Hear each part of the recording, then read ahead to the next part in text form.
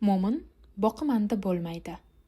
Abul Abbos Sahl ibn Sa'd Sobiriy radhiyallohu anhudan rivoyat qilinadi.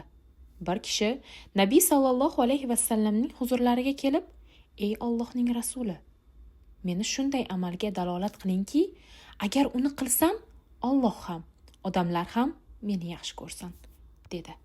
Rasululloh sallallohu alayhi vasallam: "Dunyodan zuhd qil. Alloh seni yaxshi ko'radi. Odamlardagi narsalardan zuhd qil. Odamlar ham seni yaxshi ko'radi", dedilar. Alloh va bandalar muhabbati qay tarzda qozonilishi hadis sharifda bayon etildi. Boshqalar qo'ldagi mol davlatga ko'z tikmang.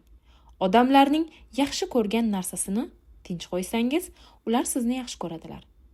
Aksariyat qalblar dunyo muhabbatiga giriftor bo'lgan. Agar biror kimsa ularning dunyolariga ko'z tiksa, uni qattiq yomon ko'radilar. Mol dunyolariga ta'magirlik qilmasangiz, ular nazdida sizdan yaxshi odam bo'lmaydi. Hasan Basriy aytadi: "Inson modomiki odamlar qo'ldagi narsaga ko'z tikmas ekan, ular uchun suyuklidir. Kishi qachon boshqalar moliga ta'mi ko'zi bilan qarasa, odamlar uni hurmat qilmay qo'yishadi. Suhbatidan qochib, o'zini yomon ko'rishadi."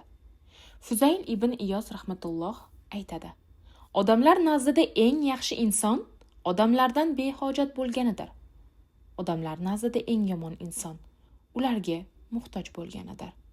Alloh nazdida eng yaxshi inson unga muhtoj bo'lganidir.